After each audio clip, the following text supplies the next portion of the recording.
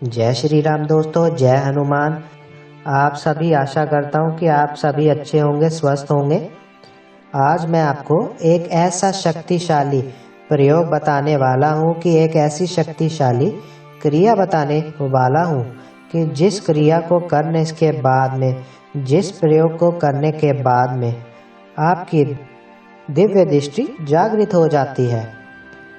काफ़ी लोग ये कहते हैं कि क्या इतने थोड़े से जाप से दिव्य दृष्टि खुल जाती है, या फिर वो कहते हैं कि इतनी जल्दी दिव्य दृष्टि कैसे जागृत हो सकती है।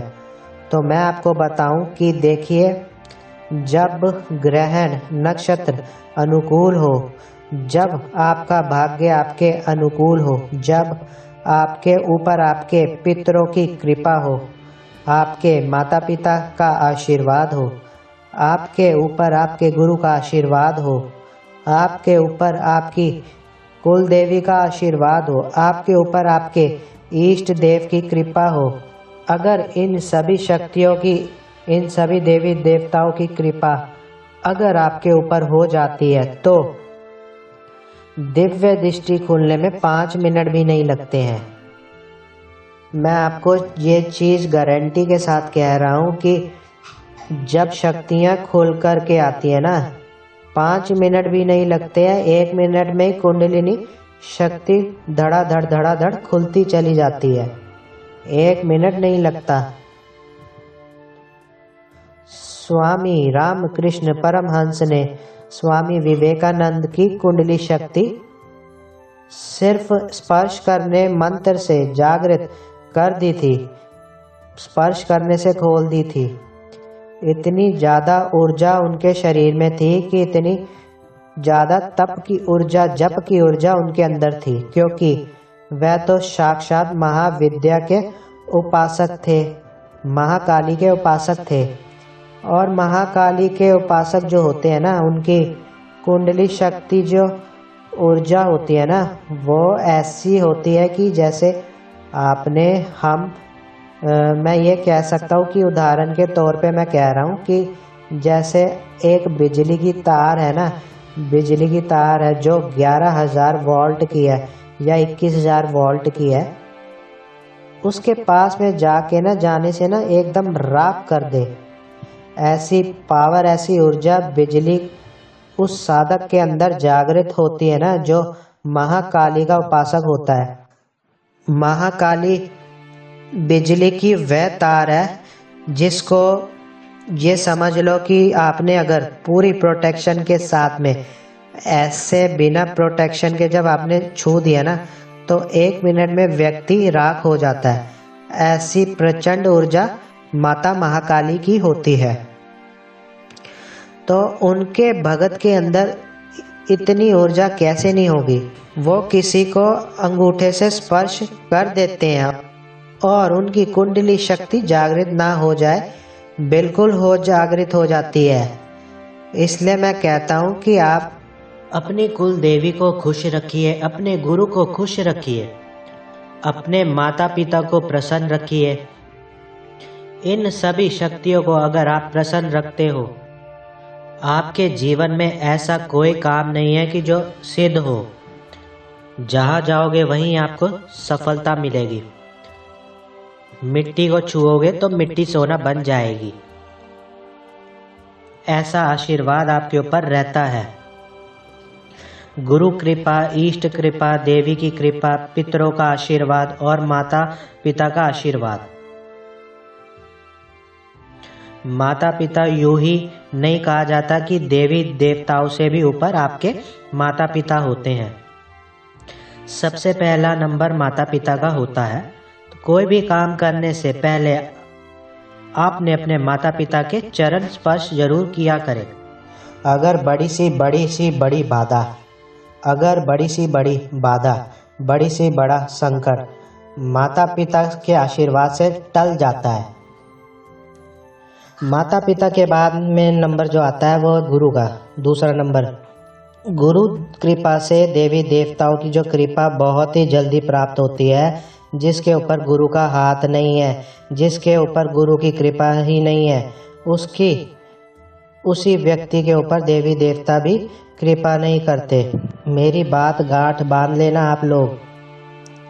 गुरु होना बहुत जरूरी है। गुरु कृपा के बिना कोई भी शक्ति खुश नहीं होती है, कोई भी शक्ति प्रसन्न नहीं होती है।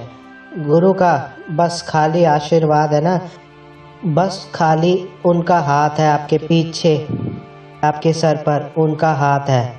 तो किसी भी शक्ति को बस एक माला भी कर लोगे ना, तो वो शक्ति भी आपके सामने खड़ी हो जाएगी आकर। क्यों? क्योंकि आपके ऊपर आपकी गुरु की कृपा है। गुरु कोई इंसान नहीं होता। कई लोग सोचते हैं कि हमारा गुरु तो ऐसा है, हमारा तो गुरु वैसा है। गुरु कोई इंसान नहीं होता। गुरु उस महाशक्ति का दूसरा रूप होता है। वो शक्तियाँ, वो दिव्य शक्तियाँ ही गुरु के रूप में आपका मार्गदर्शन करने के लिए इस धरती पर आती है। और बड़े बड़े देवी देवता भी जब इस धरती पर अवतार लेते हैं तो ना उनको भी गुरु बनाना पड़ता है। भगवान राम, भगवान श्री कृष्ण, सभी को गुरु बनाना पड़ता था और गुरु के द्वारा ही सभी को ज्ञान प्राप्त हुआ था। और गुरु के जो रूप में कौन होता है, वो गुरु के रूप में जो होता है ना, वो ईश्वर होते हैं। फिर चाहे आपके जो गुरु है ना, वो कैसे भी हो, उनकी पर्सनल लाइफ में ना वह कैसे भी हो, कितने भी बुरे क्यों ना हो, क्योंकि कुकर्म क्यों ना कर रखे हो, लेकिन उनके जो पीछे जो शक्ति काम कर रही है ना, जो गुरु तत्व है, उनके पीछे वह उस परम तत्व से जुड़ा हुआ है। आपको अपने गुरु को गुरु के भाव से देखना है। खाली बाकी वह अपनी पर्सनल लाइफ में क्या कर रहे हैं, उनसे आपको कोई लेना देना नहीं है। तो गुरु कृपा हुई तो तत्काल शक्तियां आपसे प्रसन्न हो जाएंगी और तत्काल आपको दिव्य दृष्टि प्राप्त हो जाएगी। कोई लाखों जाप करने की जरूरत नहीं है। 1 सेकंड लगते हैं दिव्य दृष्टि जागृत करने में, कुछ भी समय नहीं लगता। 1 महीने में लोगों की दिव्य दृष्टि जागृत हो जाती है। मैं कर सकता हूँ 1.25 महीने में दिव्य दृष्टि किसी भी साधक की, किसी भी भगत की। घमंड में आकर मैं नहीं बोल रहा हूँ, अहंकार में आके मैं नहीं बोल रहा हूँ। जितना विश्वास है मुझे अपनी शक्तियों पर, अपनी देवी देवताओं पर और अपने गुरु की कृपा पर, इतना विश्वास है कि 1 महीने में किसी भी साधक की दिव्य दृष्टि जागृत करने की क्षमता मैं रखता हूँ। और ये मैं बड़ी बात नहीं बोल रहा, घमंड में आके नहीं बोल रहा। इतना भरोसा है मुझे देवी देवताओं पर। तो ईष्ट की कृपा अगर आपके ऊपर है, कुल देवी की कृपा आपके ऊपर है और माता पिता का आशीर्वाद है, तो बहुत जल्दी ही आपके काम बनते हैं। चाहे वह दिव्य दृष्टि का काम हो, चाहे वो कोई भी काम हो आपके जीवन में, शत्रु नाशक कोई भी चीज़ हो, ठीक है ना। तो चलिए मैं आपको एक प्रयोग बताता हूँ इस वीडियो में। इस प्रयोग को करने के बाद आपके दिव्य दृष्टि जागृत होने शुरू हो जाती है। और अगर कोई साधक है जो पहले से ही पूजा पाठ करता आ रहा है, पहले से जप तप करता आ रहा है, तो उसको दिव्य दृष्टि स्पष्ट रूप से उसकी खुल जाती है। और उसको अगर वह किसी भी चीज़ का जवाब लेना चाहे, कोई उसको समस्या है किसी चीज़ का आंसर लेना चाहे, तो वो चीज़ वह बड़ी ही आसानी से ले सकता है। ये जो क्रिया है, ये जो तंत्र है, ये जो प्रयोग है, ये रात्रि काल का प्रयोग है। और इस प्रयोग को किसी भी शुभ मुहूर्त में आपको करना है। जैसे कि होली की रात हो गई, दिवाली की रात हो गई, ग्रहण काल हो गया, या फिर नवरात्रे का समय चल रहा है, महाशिवरात्रि का समय चल रहा है, तो ऐसे समय में आपको प्रयोग करना है, ठीक है। प्रयोग क्या करना है आपको, मैं ही आपको बताता हूँ। रात को 8 बजे 9 बजे के बाद आपको स्नान वगैरह कर लेना है। अगर आप स्नान वगैरह करके शुद्ध वस्त्र धारण आपको कर लेना है, साफ सुथरे कपड़े पहन लेने हैं। अपने आसन के ऊपर आपने बैठ जाना है। अपने सामने एक देसी घी का दिया जलाना है। एक प्लेट आपको रखनी है, उस प्लेट में आपको पान का पत्ता रखना है। पान का पत्ता जो डंडी वाला पान का पत्ता होता है, वह आपको पनवाड़ी के दुकान पर मिल जाएगा, वहाँ से आप ले आना। उसको धो करके अच्छे से उसको सूखने के बाद उसे पान के ऊपर आपको एक पताशा रखना है, 2 लौंग रखनी है, 2 इलायची रखनी है, एक सिंदूर का टीका या फिर हम रोली जिसको बोलते हैं, जो लाल कुमकुम होता है, कुमकुम का टीका एक आपको उस पान के पत्ते पर लगा देना है।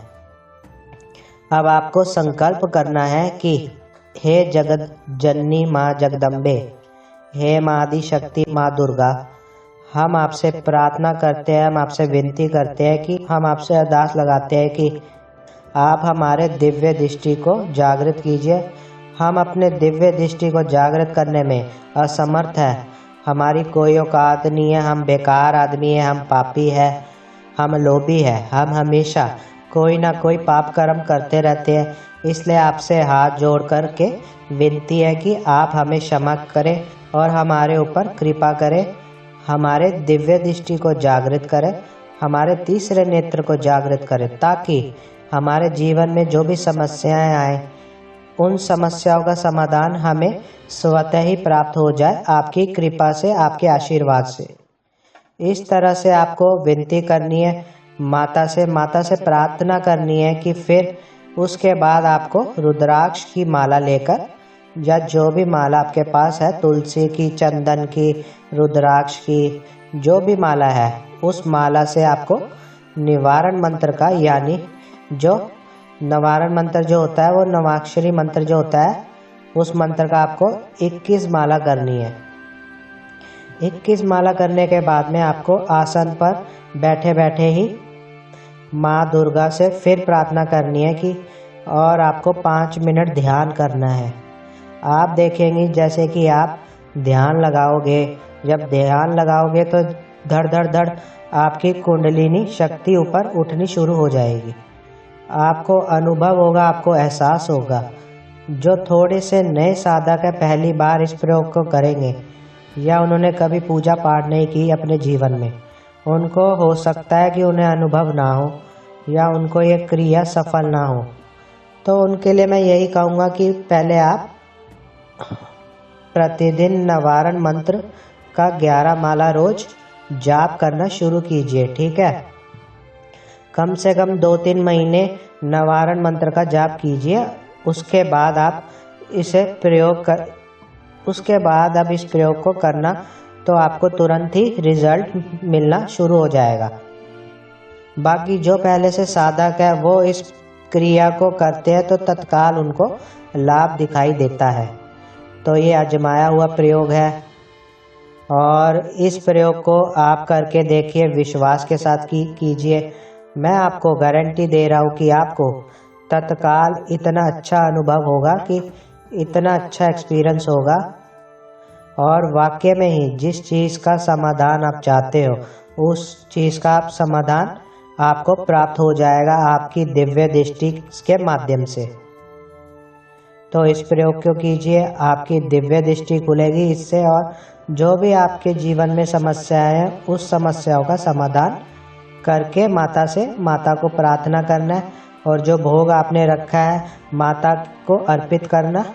उसके बाद में उस भोग को ले जाके आप माता के मंदिर में रख देना, नहीं तो आप फिर उस भोग को स्वयं ग्रहण कर लेना, ठीक है। जो आपने भोग रखा है उसी पान के पत्ते को आपने मोड़ना है और पूरा का पूरा प्रसाद माता का स्वयं ग्रहण कर लेना है, या माता को अर्पित करने के बाद में। इस प्रयोग को कीजिए, मुझे पूरी उम्मीद है आपको इसमें सफलता प्राप्त होएगी।